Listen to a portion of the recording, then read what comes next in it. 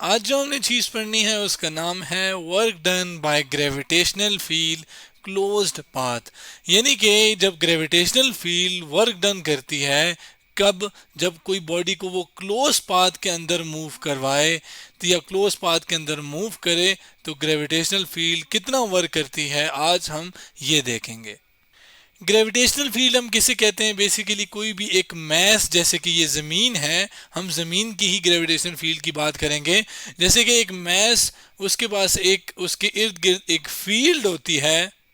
Field मतलब एक जगह होती है उसके इर्द गिर्द, मतलब जैसे कि अब ये मैंने उसके इर्द गिर्द एक सर्कुलर पाथ बनाया है, यानी ये वाली जो जितनी भी अंदर फील्ड है, ये बेसिकली क्या है? Gravitational field. जिसके अंदर अगर कोई ऑब्जेक्ट, कोई भी चीज़ इसके अंदर आने आएगा, तो ये वाला जो मैस है वो इस मैस के ऊपर एक फोर्स लगाएगी जो कि अपनी तरफ उसे खींचेगी। तो ज़मीन के ग्रेविटेशनल फील्ड में भी कोई जब आता है, कोई भी ऑब्जेक्ट जिसके पास मैस हो, तो ज़मीन उसे अपनी तरफ खींच लेती है। अब इसी तरीके से फर्ज करें ये जो ज़मीन है इसके ऊपर हम हैं, और हम क्या करते हैं? अपने ज़मीन के ऊपर एक क्या करते हैं? एक ऑब्जेक्ट को उठाते हैं। कौन सा ऑब्जेक्ट? ये ग्रीन वाला जो आपको नज़र आ रहा है। और इसको एक क्लोज पाथ के अंदर मूव करवाते हैं। जैसे कि अब मैं ग्रीन वाली चीज़ को अगर मैं यहाँ से उठाऊं और ये पूरे क्लोज पाथ में वापस इधर ही, क्लोज पाथ मतलब जो हर तरफ से आप इनिशियल और फाइनल पॉइंट जिसका सेम हो, या आप कह रहे हो बंद हो। अब जैसे ये ना कि यहाँ से हम गए यहाँ पे, फिर यहाँ और करते करते यहाँ वापस आ गए, तो ये एक क्लोज पाथ कहलाता है। अब जब किसी भी ऑब्जेक्ट को इस तरह क्लोज पाथ में हम लेकर जाते हैं, तो ग्रेविटेशनल फील्ड यानी जो ग्रेविटी है, या जो ग्रेविटेशनल फोर्स है, जो कि ज़मीन इसके ऊपर फोर्स लगा रही है, जो कि ज़ाहिर अगर ये फ़र्ज़ करें ये ज़मीन के ऊपर पड़ा है, तो ज़मीन जो है वो ज़ाहिर है, अगर फ़र्ज़ करें ये मैंने ज़मीन के ऊपर मैं कह रहा हूँ, तो ज़मीन इसे नीचे की तरफ, इसे अपनी तरफ खींचेगी। ठीक हो गया। तो ये ज़मीन कितना वर्क डन करी है, ये आज हमने देखना है और कैलकुलेट करना है। कब? जब क्लोज पाथ हो। उसके लिए हम इसको यहाँ पर ले आते हैं, और हम जब वर्क डन की बात कर रहे हैं, बेसिकली वर्क डन हम किसे कहते हैं?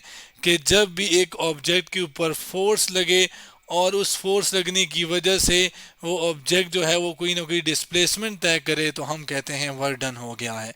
जैसे अगर ग्रेविटी इसके ऊपर वर्क करे, फर्ज करें इस चीज़ को मैं यहाँ पे, ये डब्बा है या चलें एक बॉल है, इसको मैं छोड़ता हूँ और ये आपके पास ज़मीन है, तो जब मैं इसको छोड़ूंगा तो ये बॉल नीचे गिर जाएगी। ऐसा ही है। अब ये बॉल जो नीचे गिरी है, क्यों गिरी है? क्योंकि अर्थ की वजह से इसके ऊपर एक फोर्स लगी है। अर्थ की वजह से फोर्स लगने की वजह से इसने एक कोई ना कोई डिस्प्लेसमेंट तय किया है, कोई फासला तय किया है। तो वो जो फासला है, डिस्प्लेसमेंट है, अब वो तय हुआ है फोर्स लगने की वजह से, तो हम कहेंगे वर्क डन हो गया। इसी तरीके से आज हम इसी क्लोज पाथ के अंदर वो वर्क डन निकालेंगे जो ज़मीन की लगाई हुई फोर्स की वजह से है। और किस फार्मूले से? इस फार्मूले से। हमें ये बात पता है कि ये बेसिकली डॉट प्रोडक्ट होता है, यानी ऐसा प्रोडक्ट जिसमें दो वेक्टर, जैसे फोर्स एक वेक्टर है, वेक्टर क्वांटिटी क्या होती है? ऐसी क्वांटिटी जिसमें डायरेक्शन की भी ज़रूरत हो, जैसे फोर्स को बताने के लिए डायरेक्शन की भी ज़रूरत होती है मैग्नीट्यूड के साथ साथ। तो दो वेक्टर जब आपस में मल्टीप्लाई हों और आंसर स्केलर दे दे, जैसे कि वर्क दे रहा, वर्क एक स्केलर है, तो फिर ऐसी प्रोडक्ट को हम स्केलर प्रोडक्ट कहते हैं। और उसको ओपन करने के लिए हम फार्मूला इस्तेमाल करते हैं F D cause of theta, जिसमें थीटा क्या है? वो फोर्स और डिस्प्लेसमेंट के दरमियान का एंगल है। अब फर्ज करें ये आपके पास एक पॉइंट है ए, ये पॉइंट है बी, और ये पॉइंट है सी। यहाँ से मैं क्या करता हूँ? इस डब्बे को फिलहाल मूव करता हूँ, यहाँ से हटा देता हूँ। अब ये मैंने यहाँ से हटा लिया। अब इसका हटाने की वजह क्या है?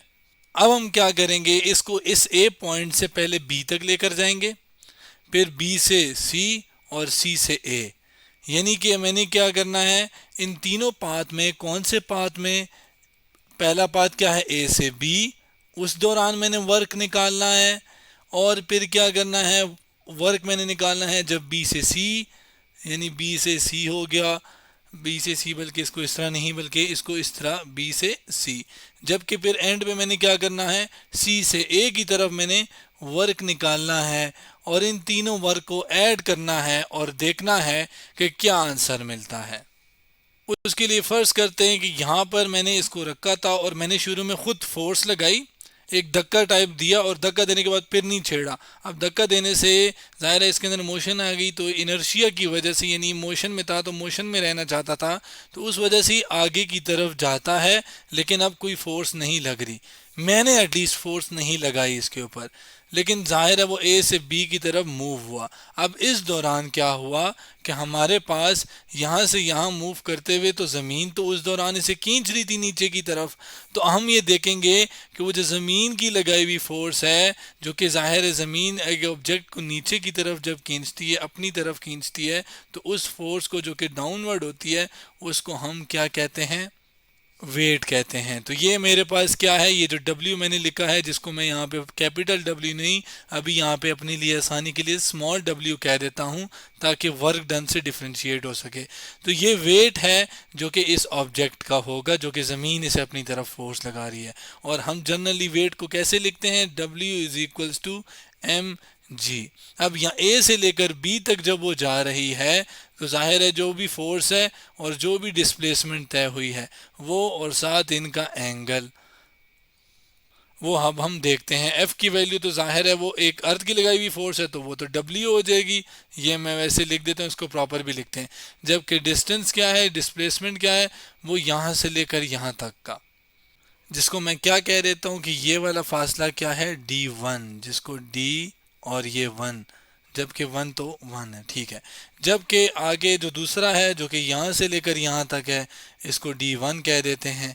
अब इस पे क्या, इसमें हम बात करते हैं, सॉरी ये D1 नहीं, ये D2 है। यानी अगर अब मैं वैल्यूज़ डालूं इस यहाँ से लेकर यहाँ तक जाते हुए, तो ये F की जगह तो W आ जाएगा, जबकि डी यानी जो कितना डिस्प्लेसमेंट है वो है D1, तो मैं D की जगह D1 लिख दूंगा। जबकि डिस्प्लेसमेंट और G यानी mg के दरमियान, यानी वेट की फोर्स के दरमियान एंगल कितना है, वो अब हम देखें तो फोर्स लग रही है डाउनवर्ड, जो कि W होगी स्मॉल w, जबकि डिस्प्लेसमेंट किधर हुआ है, इधर तय, तो इन दोनों के दरमियान एंगल क्या है, 90, तो ये आपके पास हो जाएगा cos 90। और अगर हम यहाँ पर 90 और उसका कॉज ले लें कैलकुलेटर के ऊपर, तो आंसर क्या है, 0। यानी इस दौरान ये जो है ये तो 0 हो गया, यानी 0 मल्टीप्लाई बाय W जो भी होगा वो आंसर क्या आएगा, 0 जूल। यानी कि A से लेकर B तक जो ग्रेविटी ने, यानी ज़मीन की लगाई हुई फोर्स ने जो वर्क किया है वो है 0 जूल। अब हम B और C का देखते हैं। अब work done from B to C करने के लिए मैं एक नई स्लाइड भी ले आया हूँ, जिसमें मैंने work done from A to B यहाँ पे कैलकुलेट करके लिख भी दिया है और हमने किया है भी इसको। अब हम करते हैं बी से सी। अब बी से सी जाहिर है अगर ये ऑब्जेक्ट यहाँ पर पड़ा है तो ये खुद ब खुद तो ऊपर नहीं जाएगा। फर्ज करें मैंने यहाँ से इसको फेंका, तो यहाँ से जब यहाँ पर मैंने फेंक के छोड़ दिया, अब यहाँ से यहाँ तक जा रहा था, मैंने हाथ नहीं लगाया दोबारा, यानी मेरी फोर्स अब नहीं है। तो जब मेरी फोर्स नहीं है तो जब ऊपर जाते हुए इसके ऊपर सिर्फ एक फोर्स है और वो ग्रेविटी वाली फोर्स है। एयर रेजिस्टेंस भी नहीं है, ना कोई हवा का दबाव है, ना कोई हवा है जो कि इसको कोई और फोर्स लगा रही है। सिर्फ एक फोर्स है जो कि ऊपर जाते हुए जब ये जा रहा था तो इसके ऊपर सिर्फ एक फोर्स लग रही थी, और वो थी जब वो कौन सी थी, ज़मीन इसे अपनी तरफ खींच रही थी। जिसको मैं अगर, बल्कि ये इसके ऊपर आ गया है, मैं इस डब्बे को थोड़ा सा मैंने नीचे कर लिया है क्योंकि ये सी के ऊपर आ रहा था। अब आगे क्या है, जैसे मैंने कहा कि कौन फोर्स लगा रहा है, ज़मीन इसके ऊपर फोर्स लगा रही है, तो वो है डाउनवर्ड और वो वही वेट है, और वेट इसका क्या है, mg। तो ये यहाँ पे मैं नहीं लिखता, इसको मैं ऊपर करके यहाँ पर लिख लेता हूँ कि वो क्या है, mg, जो कि वेट किधर है, डाउनवर्ड। जबकि डिस्प्लेसमेंट किधर तय हो रही है, वो ऊपर की तरफ तय हो रही है, यानी उसकी अगर आप डायरेक्शन देखें तो वो किधर है, ऊपर है, और कितनी है, d2 है। तो यहाँ पे अगर मैं लिखूंगा अब इन्हीं वैल्यूज़ को, फोर्स की जगह क्या आ जाएगा, वो w आ जाएगा, क्योंकि वेट है, अर्थ लगा रही है फोर्स, अर्थ लगाई हुई फोर्स एक ही है, अर्थ की लगाई हुई फोर्स है, और वो क्या है, वेट, तो यहाँ पे ये रहा w। जबकि डिस्प्लेसमेंट कितना है, d2, तो वो d2 तय हो गया। जबकि कॉज ऑफ थीटा में जो एंगल है, अब वो अब हमने देखना है। एंगल हमारे पास क्या है, वो अब चले यहाँ पे पुट ही कर लेते हैं, और वो एंगल क्या है हमारे पास, वो अगर हम यहाँ पर तो नज़र आ रहा है कि ऑपोजिट है तो 180, लेकिन मैं यहाँ पे एक ही साथ बना लेता हूँ कि ये d1 है, सॉरी d2 है, जबकि नीचे क्या है, वेट है। तो जब अगर आप देखें अब ये वाला एंगल कितना होता है ऑपोजिट डायरेक्शन में, ये होता है 180। तो यहाँ पे इसको मैं लिख दूंगा 180, और कैलकुलेटर से हम क्या करते हैं कि हम 180 को कैलकुलेट करते हैं, 180 और इसका कौन सा फंक्शन लेना है जी, कॉस। तो ये आंसर आया -1। तो इसका मतलब आंसर क्या आया, एक तो इसकी वजह से ये क्या आया -1, तो ये क्या हो जाएगा, W तो पहले से था, D2 भी था, इस माइनस को मैं शुरू में लिख देता हूँ जो कि मल्टीप्लाई हो रहा है, माइनस नहीं, ये मल्टीप्लाई हो रहा है इसके साथ, तो ये -WD2 आ जाएगा। अब ये work from B to C भी निकाल लिए, अब लास्ट में C से लेकर A तक को भी करते हैं। अब C से A की तरफ जाने के लिए हम क्या करते हैं, इस डब्बे को, इस मैस को हम क्या करते हैं, इसको नीचे की तरफ इसी पे छोड़ देते हैं, और ये जाहिर है इसे ज़मीन अपनी तरफ खींचेगी तो ये इसके ऊपर स्लाइड करेगा। अब स्लाइड करेगा तो याद रखिएगा यहाँ पे कोई फ्रिक्शन नहीं है, कोई फ्रिक्शनल फोर्स नहीं है जो कि दो सरफेसेस के दरमियान होती है, तो ना कोई फ्रिक्शन है, बिल्कुल ये ऐसे स्मूथली नीचे आ रहा है। अब क्यों आ रहा है, ज़ाहिर से ज़मीन अपनी तरफ खींच रही है। अब सिमिलरली जब मैंने यहाँ से इसको यहाँ से यहाँ भी ये मूव किया था, तब भी ज़मीन के साथ जब ये इन टच था तब भी कोई फोर्स नहीं थी, कोई फ्रिक्शनल फोर्स नहीं थी, रेजिस्टिव फोर्स नहीं थी। अब यहाँ पे जब ये नीचे जा रहा है तो हमारे पास जो वेट लग रहा है, यानी जो ज़मीन फोर्स लगा रही है, वो हर वक्त किधर है, वो डाउनवर्ड है। इधर भी डाउनवर्ड, जब ये इधर आ जाएगा तब भी डाउनवर्ड, इधर आ जाएगा तब भी डाउनवर्ड। यानी फोर्स इसके ऊपर जो लग रही है, यानी जब हम एफ डी कॉस थीटा करेंगे इस डब्ल्यू सी ए के लिए, यानी जब सी से ए की तरफ जाएंगे तो उसमें एफ जो है वो अगेन डब्ल्यू आएगा, वेट ही आएगी, क्योंकि वेट क्या है, बेसिकली ज़मीन की लगाई हुई फोर्स, तो वो फोर्स ही आएगी जो कि ज़मीन लगा रही है, जो कि basically W is equals to M G होती है, जिसमें एम क्या है मैस, जी क्या है ग्रेविटेशनल एक्सेलरेशन, जो कि वो एक्सेलरेशन जो कि ग्रेविटेशनल यानी ज़मीन की लगाई हुई फोर्स की वजह से पैदा होता है, तो उसे हम क्या कहते हैं, ग्रेविटेशनल एक्सेलरेशन। अब इसके अंदर जो सबसे इंपॉर्टेंट बात है वो ये है, इस पाथ के अंदर स्पेशली, कि जब ये यहाँ से यहाँ जा रहा था तो जो डिस्प्लेसमेंट है और किस उसकी डायरेक्शन क्या थी, वो ये डायरेक्शन थी, ये डिस्प्लेसमेंट का वेक्टर था, जिसको मैं फिलहाल क्या कह देता हूँ, डी कह देता हूँ। इसको D1 कहा, इसको D2 कहा था, इसको डी कह देते हैं। अब हमने तो वो वाला, जब हम work done, basically work done का ये जो फॉर्मूला हम पढ़ रहे थे शुरू में, तो हमने कहा था कि फोर्स की डायरेक्शन में जो डिस्प्लेसमेंट तय होगा उसको हमने लेना है, मतलब कि जिस डायरेक्शन में फोर्स लग रही होगी उसी डायरेक्शन का डिस्प्लेसमेंट की वैल्यू लेनी है। तो अब अगर आप देखें तो डिस्प्लेसमेंट की जो वैल्यू है वो तो इस डायरेक्शन में है, जिसको अगर मैं चले अलग से ड्रॉ करूं तो डिस्प्लेसमेंट इस डायरेक्शन में है, जबकि जिसके ऊपर मैं वेक्टर भी बना लेता हूं, जबकि सॉरी एरो भी बना लेता हूं, जबकि फोर्स किस तरफ है, वो है डाउनवर्ड।